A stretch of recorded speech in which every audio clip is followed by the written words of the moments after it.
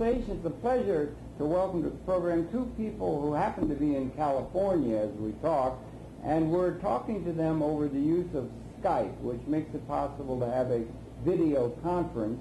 And one of the guests that we have on this program is someone who's no stranger to the viewers of Manhattan Network. That's Paula Gloria, a pioneer who is doing all kinds of really good work. She has the rabbitholecentral.tv streaming that she's doing, and she's in California visiting with her family and her father, and we're pleased to have as a further guest her father, and that's Constantine. And to both of you from New York, I say welcome very, very much to Conversation.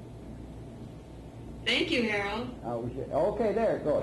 Welcome very much. It's very good to try this shakedown cruise use of the Skype to do a video conference. And I wonder maybe we could start with your father, if you don't mind, Paula.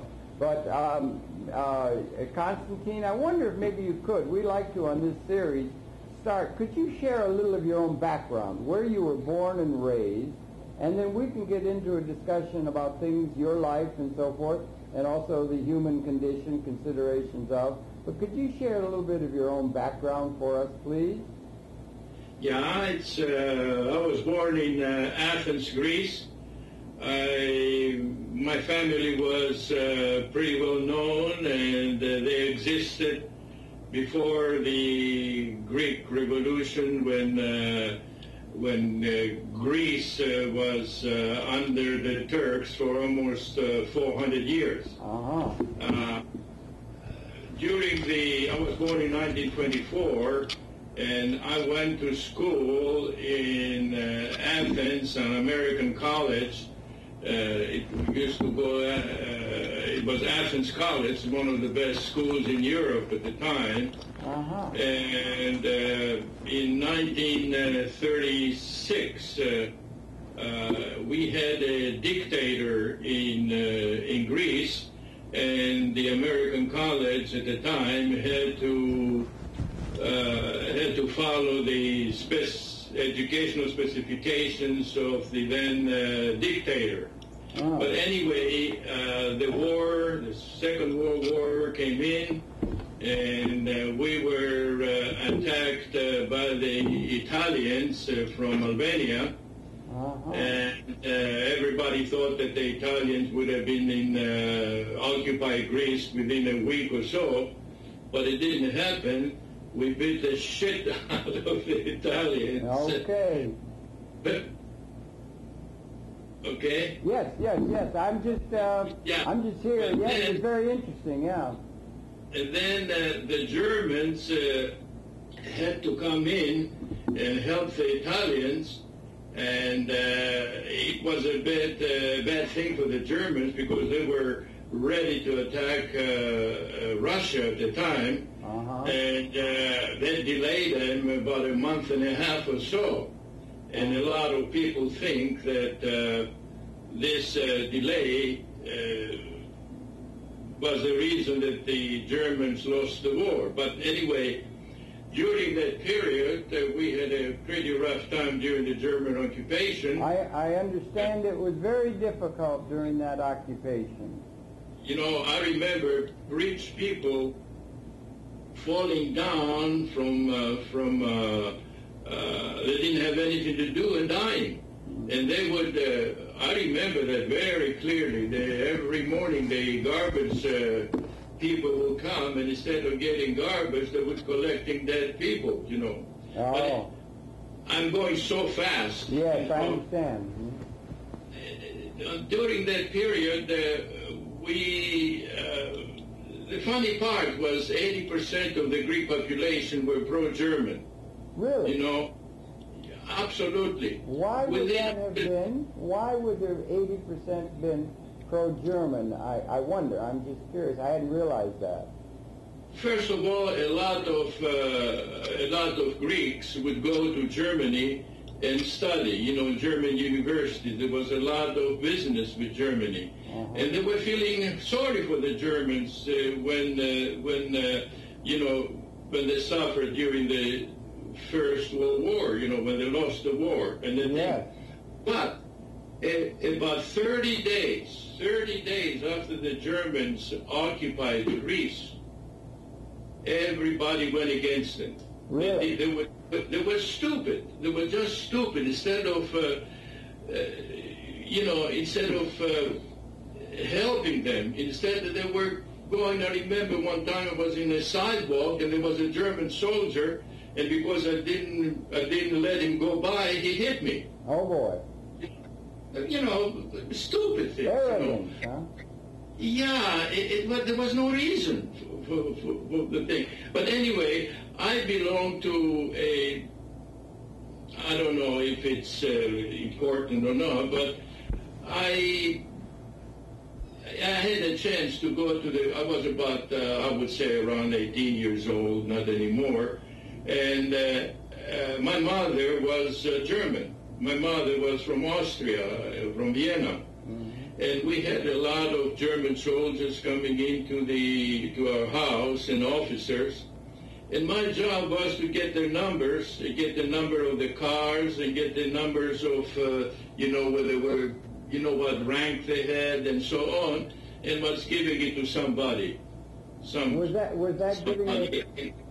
giving it to resistant forces or something, or? It was not the resistance forces. This was the British intelligence. Okay. It was the British intelligence, and the reason I say that, a few months later, I escaped from Greece because the Gestapo found out they found out what I was doing. They never caught me, but this I was informed. And they took me, and I escaped Greece, and I went to Turkey. Okay. And then from Turkey, I went down to Turkey. Was neutral at the time, and they were more or less at the beginning they were pro-German, and a lot later they helped the British. They helped the British on their cause. I see. I went to a refugee camp in Aleppo in Syria, and I stayed there for about a month or so. Mm-hmm. And from there, I went down to another refugee camp in Palestine, in Gaza, in the Gaza Strip. And then the British took me. They found out who I was. They took me and they educated me there in their military academy down in South Africa, in Rhodesia. Wow, you really got around, huh? What year are you talking to? You were in Aleppo, and what year would that have been? 43 or no? 43, and around there, 44. And maybe I was 24, so it would have been 43. Yeah. So they were. And you think that the Nazi forces in Russia were held up by the resistance in Greece as they came up to Stalingrad and that sort of thing? Yeah, I remember the Stalingrad. I think they were the beginning. They were defeated, the Germans, and then you had Rommel down in Libya. Yeah. And he was defeated too. Yes. Yeah. The tide started to turn. Yeah. They started to turn, but by the time I was ready, and I was flying for the British Air Force, RAF, the famous RAF. You were a pilot, is that it? I was a pilot, yeah. Pilot. You had learned that from the British. I see. And you were in Rhodesia with training? Rhodesia in training. That would have been what, Zimbabwe now? Yeah, in Zimbabwe. We were with my wife 2 years ago. We went down to South Africa. I wanted to go to Rhodesia, but it was dangerous, and I didn't go. With Mugabe and that, yeah. Well, that's really interesting. And you were flying with the RAF, is that what you're saying? I was flying with the RAF. I have never been in combat. I've never been a hero. And when the war was over, I returned to Greece. And then when I returned to Greece, I worked for Shell Oil for about a year and a half. And then the American government gave the Greek government 50 aeroplanes to spray Greece every 13 years with DDT. Yes. And the reason being, this is something which you don't hear about it, and it's really, you really see how the Americans are bad, you know. 80%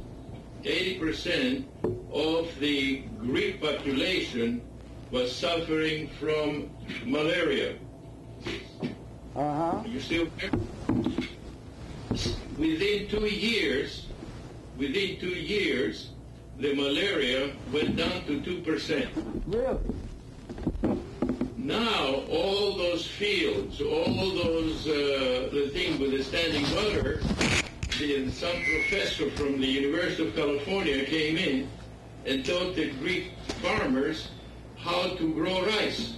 I see, yeah. And Greece was importing rice, now they are exporting rice.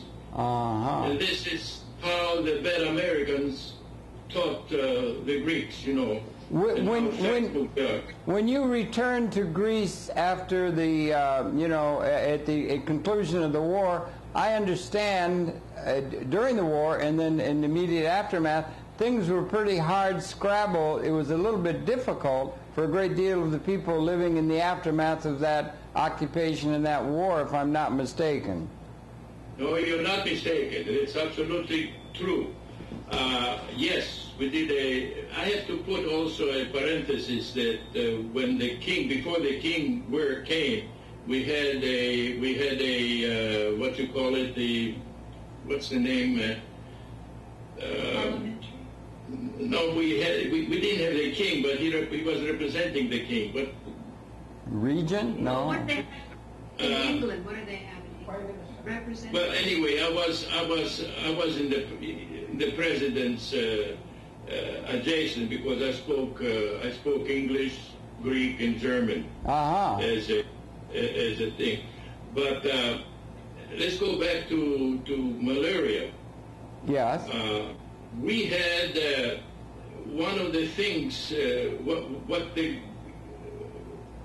American government gave those Greece free. For 5 years we had DDT, all the spare parts for the airplanes, but there were certain stipulations. For example, if somebody would have come from France and see what we were doing, we were taking them around Greece with the aeroplane and show them what we are doing, and we wine them and dine them. And one time I met this guy in a bar who had some aeroplanes down in Alabama, and we kind of liked him. You know, when you're young, you always like to go to bars and play around and whatever. Yeah, I was the same, yeah. So anyway, me and another pilot took them, and we had them for 2-3 days, and we were showing them all over, you know, we were paying for everything. Of course, the Americans were paying for everything. Yes. And then they gave me a chance to come to the United States. They asked me how much money they make, and I said, we're making $5,000 a year. When if the government will pay you. Sometimes they didn't pay us for 2 or 3 months, you know. Anyway. What year would that have been? What year would that have been that you came to the U.S. then? 1949. 49. Okay, 4 years after. And then the guy said, okay, we'll give you $18,000 a year. Wow. If you come out and the thing, and I said, okay. My friend, he was laughing. He didn't believe it, you know. He didn't want to go, you know.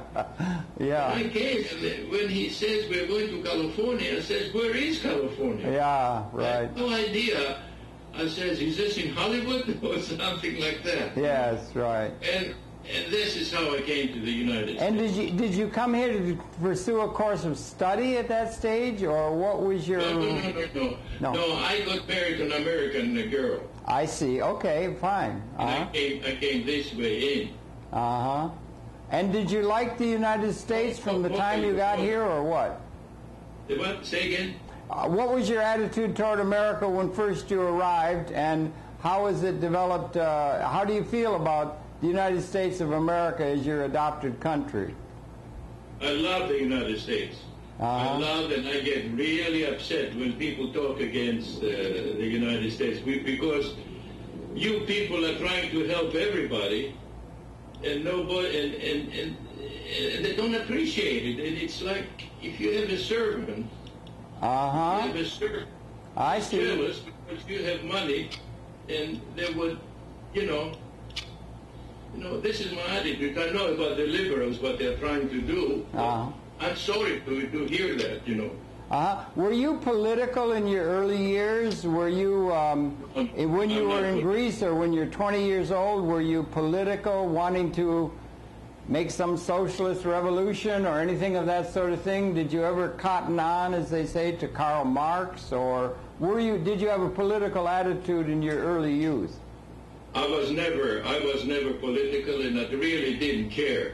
The only thing I cared, I don't know why, about when you said about Karl Marx and the communists. I really didn't care, but I was not. I really didn't care much. You didn't care that much. All I wanted to do is fun and have make money. You're not the first person in the world with that attitude, I think. That's true. And America was a golden opportunity in the late 40s and 50s, with great opportunity for advancement by an individual that had some ambition and talent, right? I think it still is. Yeah, it still is, yeah. It still is. You see all those people, in Afghanistan and in Iraq, or the thing they talk about America, but everybody wants to come to America. Well, they want to come here because there is great opportunity at a personal level, great deal of wealth and so forth. That's really very interesting. I wonder, is Paula there? She's there. Yeah, I'm wondering, Paula, have you talked with your father some about your programming and so forth, your pioneering and doing, and the work of Webster Tarpley and the 9/11 Truth things, or is that something that we should just maybe steer away from, or some of your political attitudes that you're getting in touch with? I mean, it just depends on how far down the rabbit hole you want to go. I mean, I think my father, when he was talking about how he left Athens during the First World War because he was giving intelligence to the British, so he was innocent. He didn't really care about things. Yeah. But probably he found out from your father. No, I did care. We wanted to defeat the Germans.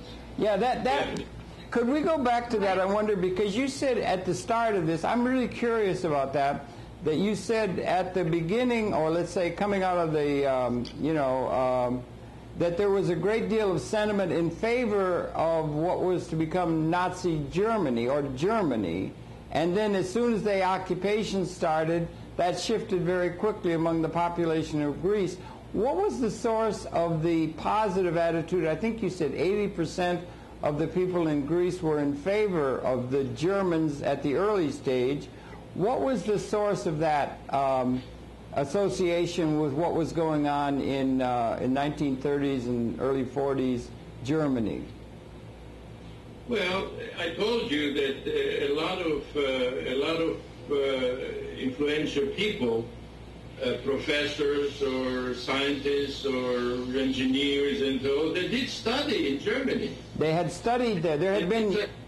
Another thing also, you have to understand that at the beginning, we didn't know anything about what happened to the Jews. We really didn't have the Jews. And as the war was proceeding and the thing, and you saw how cruel, how things they were behaving towards the Jews, that has changed also the Also the arrogance of the soldiers. It was awful. You know? Yes, if I may, they had an arrogant. There's a term, an arrogance of power, and people tend to associate their political organization, their country or their race or something, in a superior position to other people, and that was part of the Aryan mythology. Was there anything directed at let's say the Greeks, an Aryan arrogance toward the Greeks as a lesser people, as they had that view of themselves as a superior race, and they wanted to establish an Aryan dictatorship and so forth? Was that racial thing not obvious in early Germany? The Greeks were laughing at those things. They were. Joke. That's easy. They were laughing at that. That was just like, we're rooting for the baseball team or something. We're the best, that kind of thing, right? Yeah. You know, that's a big problem. The Greeks are the head of the... Yeah, and some people say, well, we're the best. And, everybody says, we're not. Or you ever see the way these soccer teams fight like the devil when they say, our team is the best, we're number one? That kind of attitude manifests in the human condition, but it's a source of a great deal of difficulty that some people feel they are superior, or there's a great deal of the world thinks the Europeans, after Columbus, let's just say, went and colonized the world, and they felt that the people around the world had to listen to what they had to say. It was called the white man's burden, that kind of a thing. Do you think that's a problem that still remains in the world? That some of the people who have power and maybe influence and wealth and so forth have a sense of arrogance toward the mass of the people that are perhaps not as well developed? And if you understand what I'm trying to say, do you think there's a problem? I don't think it's a problem. It's natural. That's what mankind did. And they should. I don't know if they should behave like that. But it's a human thing. Absolutely. Absolutely, it is a good thing. It is a good thing when you start fighting. And I think that's what brings progress. Yeah, I guess that's true, and we've had some progress. We've made a lot of progress and so forth. That's really an interesting story. You've had a very interesting life experience. Yeah. 2,000 years ago, Jesus Christ tried to say peace and tried to, I don't have the word, tried to make us love each other, tried to make us, be more, but it didn't work. Yeah. Well, 2,500 years ago, you had... Aristotle, and you had Pericles, and you had a debate going on between Sparta and Athens, but the center of things was right around Greece, of which there's a great deal of, democracy beginning, that sort of thing, so there was that. Then they had the Persians that they had to fight, and people have fought back and forth. You've always had the spiritual people who tried to say, let's be kind to one another, be good, whether it was Jesus or Buddha or any of the great spiritual teachers, but the political leadership of the world tends to be a matter of conflicting interests between the various power groups that have had a position of dominance throughout the evolution of history. It's always going to be like that. It is always going to be like that, you think? And I tell Paula, if we didn't have any wars, if we didn't have any fighting, she wouldn't wear shoes or we wouldn't have airplanes. That's interesting. It's only the wars that make us get the productive capability to produce goods and services that are of great use to improving the human condition? I think so. Really? That's interesting. It sure happened in this country. You weren't here You weren't here when we had the Depression of the 1920s. It was very difficult, 30% unemployment, great deal of difficulty, and I guess it was worldwide, but that was before our time. And then many people say it was only the Second World War that really got the United States economy and the system out of the doldrums that had been the Depression, and it was the war effort that stimulated them to get the productive juices going again. it's a little sad to think the only way we can get the production going to serve human interest is by making war with one another. Yeah, but don't you think that if we are trying to be good, no war, we are going to be like the ants and the bees. Yeah. We won't have controversy. You know, controversy is an important thing. Yeah. If I am a far-right person, the other guy is a far-left person, I think it's a good thing because there is a conversation, there's an argument, there is a thing, and you see who's going to prevail at the end. Yes. Yeah, it's pretty good if to have a little controversy in order to get some sparks flying and maybe some creativity coming out of that, right? The problem is I'm not good with my speech, you know, with my vocabulary. But I know what I have in my mind, how I think. I'm not as good as you are. Oh, cut it out. That's not, you're just fine. You're doing really fine. You're saying very, very interesting things and everything. That's like that. Or maybe we should conduct this interview in Greek. All I could say would be Ifradishtal. I mean, I think that's all I know. It would be a very, very simple conversation. I think if we had to do it in Greek, it's a great I really enjoyed talking with you and all that experience. I'm glad you have that good feeling toward the United States. Are you optimistic now as you think ahead in terms of the human prospect, as it were? Or are you bothered by the fact that this war-making that's gone on for all this time that humanity's around, that we apparently, it bothers me, or at least it's something of concern, that apparently the weapon systems that exist in the world now, unlike even the Second World War within your and my lifetime, the weapon systems that if they were to be unleashed, apparently from the modeling, would mean not only the end of the tribe in the other village or the other nation or something like that, but it very well might mean that there would be the end of the species. First, do you think that is possibly true? The end of the earth.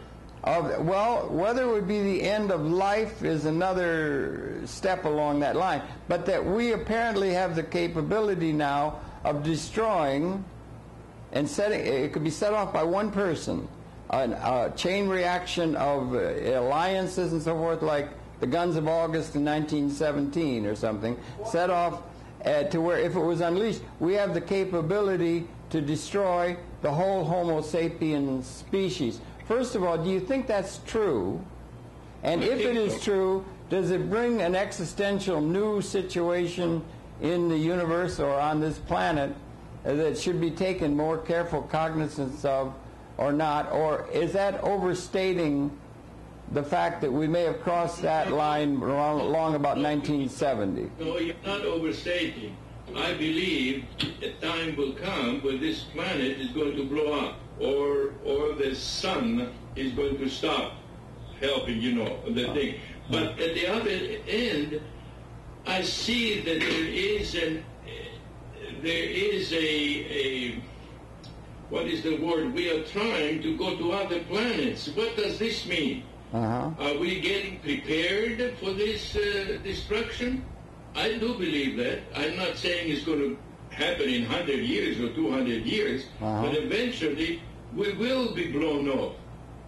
Well, we did go to the moon in 1969. Some people argue we didn't even do that. But we went to the moon and we reached out toward the stars, and now the ability to take the measure of things. They have a telescope that is able to take a picture of the shock wave of the Big Bang only a couple of 100,000 years from when it occurred 13.7 billion years ago.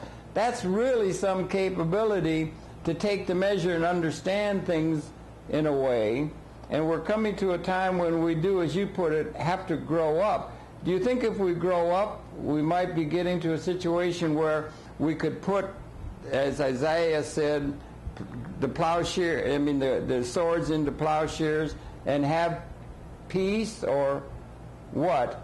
Or is that thing about going out into space maybe a scenario where a few people who are the leaders and very wealthy, like a gated community, would be able to escape the devastation that was occurring to the rest of the population on this planet, and it was an escape mechanism for them. Like, this planet is like the Titanic, and they've got a lifeboat to get away from the fact that they had not been able to come up with a system that made it possible for everybody to live together in peace. Big question. I don't know if you can understand. You know, me being not that intellectual, I'm saying that it will happen. It will. I believe that it will happen, but I'm not. I'm not saying it's going to happen in 100 years or 200 years. It takes a long, long time. It will. Throw this away. Don't smoke. Oh, you're not. You can't see that. That's not on the tape. I can see that. No, I know. You see, Big Brother is watching. I don't know if you ever read George Orwell. You see. But we can say to the audience that we're taping me. When you're on me, it's on this camera, but they can see me. So this is like an ability for you to see me more. You caught me.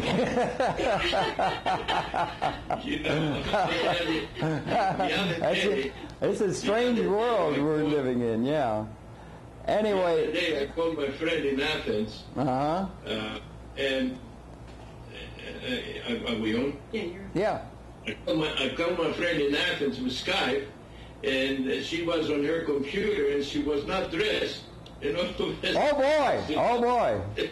She started to dress in front of the camera. That's really funny when they're doing that. They're getting all these computers. Now, how about you, Gloria? Why don't you talk a little bit about yourself in relation with your dad? You're there visiting now in California. It must be wonderful to be back in the bosom of the family, as it were. Yeah, definitely, Harold. It's always interesting for me. Oh, you know, I'm closer to the mic, so I'll turn it down. It's always interesting for me to listen to my father explain his life to different people. And I must say, Harold, you brought out another nuance again. So I grew up, I was born in San Francisco. I grew up in Berkeley. We moved there when I was 4 years old. I was the product of the Marshall Plan. Right. Webster Barkley always says that's one of the most wonderful plans that America had. And a lot of the goodwill that exists in the world today towards America comes from the Marshall Plan. Yeah, and the product. And the enlightened view of things that represented. That was a very, I presume your dad would agree with that.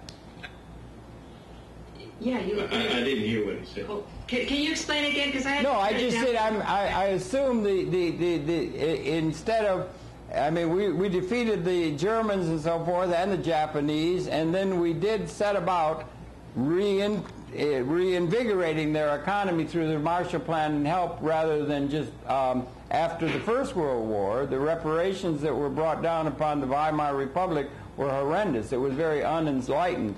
But after the Second World War, the Marshall Plan was a great good idea, it seems to me, in terms of building up those economies and helping them move out of the devastation of the war. Right. Well, this is why I mentioned. This is why I mentioned the mosquito, the malaria project. Yeah. With air. That's the reason I mentioned. But they have done a lot of other things. Marshall Plan. It was. And then they talk about how bad America is. It's so sickening. Instead of saying thank you, you know, the thing, look what they do. Because even in Greece today, they are against America. In Greece, a good deal, if I may, it seems that the invasion of Iraq and the occupation that's going on there, that we've gone and taken a step that many people see as an arrogance of power, it being exerted, and much of the world, and at all levels and in all parts of the world, seem to be at a very deep level in opposition to us over our protracted, carrying out of that war. And there's a great deal of negative feeling toward the United States being manifest in the world now. Don't you think that's something that the news reports all tell us? And what is the source of that? What is the source of that? Even, if I may, sir, even after you said that if everybody in the world would really like to come here because it's a land of great opportunity, there's a great deal of resentment about the exertion of our power in a way that seems to be out of step with what the world seems to think the priorities are. Yeah, because they are jealous, because they cannot come here. That is why they are feeling like that. They are trying to destroy us. But you know, Harold, probably in Germany, the Nazis, who were arrogant to you, probably felt that people were jealous of Germans. I mean, it could have been. But Harold, can I bring another angle? Absolutely. Harold, indirectly, my father was looking at my website, and he said, "Why do you have this on the wall?" It was my reverse swastika. Yes. So reverse. And he told me something very interesting, which I'd never heard before about this. Yeah, I think this symbol, it was in Homer, I think, or so, during that period they had that symbol, but it is not a German. I mean, Hitler didn't invent that symbol. He copied from some Greeks. I don't know exactly, I forget. Was it Greek or was it Vedic? Greek or what? Vedic. I mean, Hindu. Was it Hindu? Paula, you know something about that. Isn't that an ancient Hindu symbol? That reverse swastika?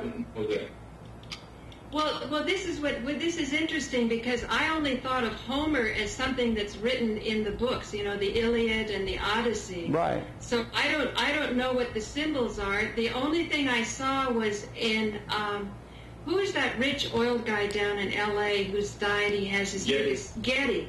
When I was at the Getty estate with my brother, embedded in the mosaic was the Greek key, and when you put two Greek keys over each other, it comes up with a running design of swastikas. Uh-huh.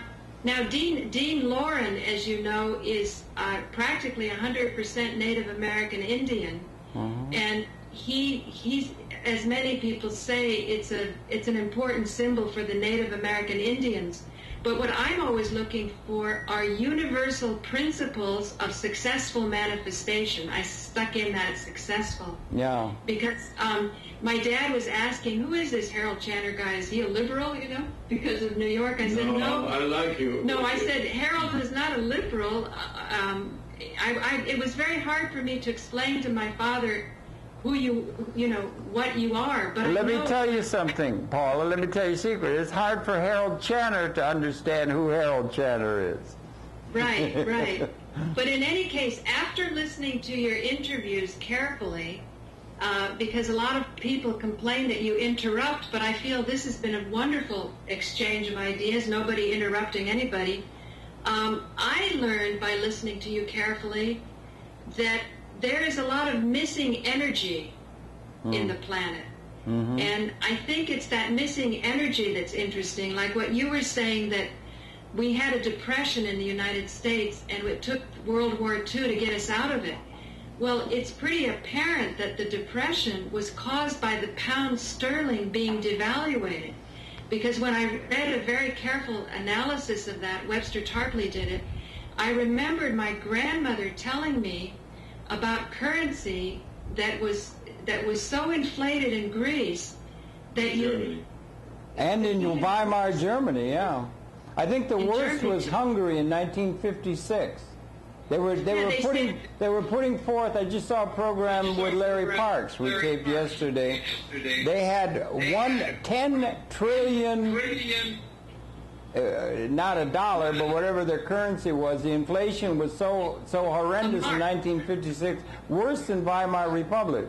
They were sweeping the streets. They were just sweeping the bills into the gutter, into the sewer system, because they were so valueless. Yeah. But they had that also in Weimar Republic. They had a wheelbarrow full of money. Oh, there you go. You got something. See, this, Alan found this in a book in the East Village, and it's some currency. It's 100 marks from 1906 or something like that. Yes. So I want to do a show that explains what the importance is of faith in your government, because obviously this is a piece of paper, and we need to have faith to make our economy, work. But it's just that when you have to take a wheelbarrow full of this, then you better go back to, bartering and trading. I think that's what the problem is. Well, this is economics. Greenspan has explained that. That's nothing. But this other issue about we didn't quite get to it. The fact that that on the destructive side we have such Promethean capability now, unprecedented in anything we've had in history. Do you think we're at a time of some qualitative change required if we're going to avoid the kind of destruction that is so Promethean that it could mean the end of our whole species? And that transformation in our capability occurred during your and my lifetime. Well, And if there's a transformation, what is the positive averse side, or the other side of that destructive capability that we might begin to identify in order to answer some of the ancient scourges, or provide to the world citizenry a world that would maybe be less likely to be motivated to start wars against one another? Well, I'm not afraid of destruction. Destruction always happens. This is but this is progress. Take, for example, it's a bad example, of course. Take, for example, Germany. When they lost the Second War, everything was destructed. Their plants and their factories, and they think they have to build a new one, and they build them better than the old ones. It's not the same thing as what you are trying to say, but why not destruction? It'll be destructive. But I think it's less. Harold? Yes, I'm here. I'm just thinking, I think what you're saying is that the positive side of the times that we're living in with the technological advances, and I must say my father is always the first one to jump on technology. Good for you. He had the first answering machine. Now I try to get him a little camera. He wants to go straight away to the hard drives. He doesn't want to fool around with these things that, that we're trying to upgrade. Right. But so when you think about it, when I look at a picture of my grandfather in his bakery truck, in 1920, he couldn't have even imagined today how, you should see this office of my father's. It's all kinds of machinery here. So, but the other side of that is, I don't think it's 100 or 200 years when we could eliminate the species. What Harold always says is that the Romans maybe crucified hundreds of thousands of people. When you went into Rome, you would come and you would see people crucified. So you would be terrified to even question the Roman Empire. And yet Webster Tarpley says it was oligarchy that killed the Roman Empire. And I think that if we take a look from the older people who've had experiences to remember what really happened, maybe we can see we didn't interpret things in the most successful way, and we can reinterpret history to be more successful. Like, why should the swastika be a symbol of this fellow Hitler 50 years ago? Yeah. Why would you associate a symbol that's so ancient? And my father says coming from Homer, or I'm not sure if it comes from Homer. Don't say that too many times, because I'm not sure that it comes from Homer. But I know it came from ancient Greek somewhere. Well, from Greek. But I'm saying J. Paul Getty, they had a great love affair with Greek history, because you can see it, and Roman. His estate is all done in the classical architecture. So. And even around Gramercy Park, I videotaped some little swastikas embedded in the tile work, and that was a time, before World War II, and this fanaticism. Like, I think the soldier that hit my father in Athens was probably really whipped up on a superficial fanaticism about his self-worth as a blonde, blue-eyed German, as an Aryan. But it wasn't a very deep understanding about who he was in connection with all of humanity. That's stupidity. That was nothing. Yeah. But going back to what Harold was saying about you're really scared that we're going to be wiped out with a new technology or with a new whatever weapons they had. Well, they're going to find some other weapon who neutralizes it. Well, maybe Star Wars maybe. It's just, I don't think, I mean, we're understanding things more and more, and we know now that humanity, or Homo sapien, the species of which we are all a part, appeared in the evolutionary process about 200,000 years ago in Africa. So we've gone through probably about 20,000 or 10,000 generations, if you figure 20 years a generation. And throughout all that time, I don't think we've changed that much genetically. What has changed is the technology that is extended consciousness into the environment, and we've now reached a point, you can remember the Second World War, we were trying as hard as we could to kill each other. We bombed Dresden, we firebombed Tokyo, ruthless decimation of huge populations and so forth. Or there was a documentary on that Mr. Burns has, Ken Burns, when they dropped the bomb on Hiroshima and then they dropped another one on Nagasaki, those were the only two thermonuclear weapons that did exist. The enemy didn't know that. They thought there could be more. But it was a way to intimidate. And now that technology is built up to where if the system was set, we were impotent to destroy the whole species, the whole hominoid line, throughout 200,000 years, and we've crossed the line now where we've been so successful, and much of the technology has been driven by weaponry research. We're so successful now that if there was a miscalculation and it got set off, apparently, and it can only be modeled, but apparently there would not be a single individual human being left on the planet. I'm just saying that's a new reality that has not been characteristic of all of human history. Yeah, it's true, but what is your solution? What do you think? Yeah, the genetics. Don't leave it out there. No, the only reason one would want to bring that up, it seems to me, the only reason you'd want to bring up that devastating truth, it should be brought up rather than denied.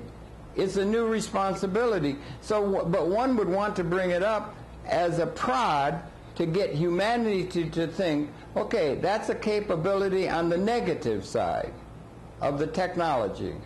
Now, if one looks at the positive side of the technology, because as the technology is destructive, it's also very much able to meet all human needs in a new way. Every day over the transom comes another revolution in nanotechnology and so forth, so that we may actually be transcending scarcity. That's what I think. I think we're transcending scarcity as a positive side of the technology, to where the things that people have been fighting over for all these times, where in order to get more grain for your people you had to steal it from others, or whatever were the causes of conflict in a serious way resulting in war, we may, the material reality of our capability at a capability level may have emerged in the technological development, and it never seems to be mentioned that the ontology or the reality has changed on the positive side of things, and it's never brought up. We only reify or reinstitute the old institutions that were formulated in a condition that has been fundamentally transformed by our own technological success. And I think that would be a good thing for our so-called leaders to once in a while bring up as a possibility, and it doesn't seem to ever come up, that we've transcended scarcity, if in fact we have. If you can follow all of that. Or what would be the positive? We have a positive capability that is equally existentially significant in terms of our providing life support for everybody and the ecology that has not been characteristic of history. Just as the destructive capability is there, the positive side is existentially and significantly as qualitatively different than all of human history. So you get a sense of the existential necessity to come up with an understanding of the reality in a new way, a new reality short of going to all the spiritual traditions and so forth. If you can follow all that. Does it like spiritual traditions? Well, yeah, I don't know how to answer this thing, but you are right. I agree with what you say. Thank you. Yeah.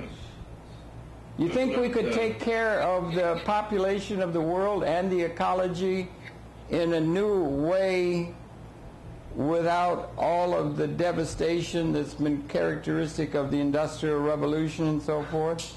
And that you could be, that a liberation might be coming from institutions that are outdated in terms of liberating the world population and the creatures and the ecology. Well, what do you mean?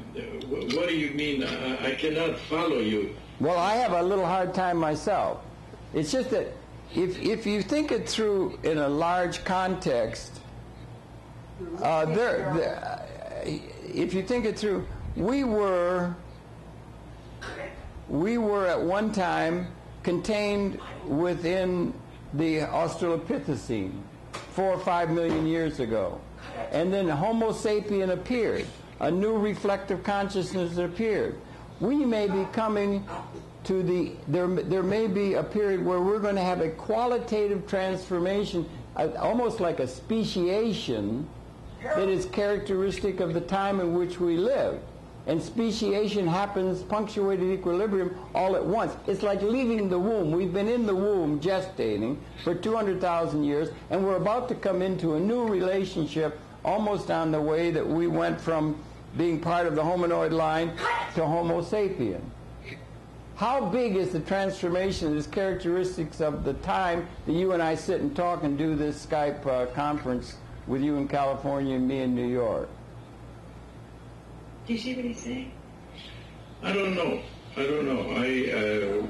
Once, if we change from the monkeys to whatever we are now, humans, maybe some new humans are going to come in. Yes, that sort of thing. A new species, a new reality that is time. If you're in the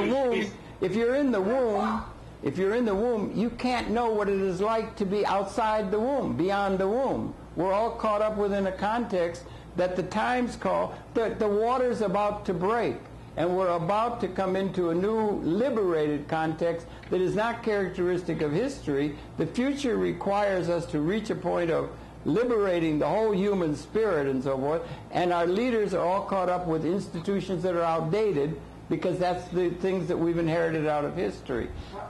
Are you optimistic concerning the human prospect as you begin to look ahead?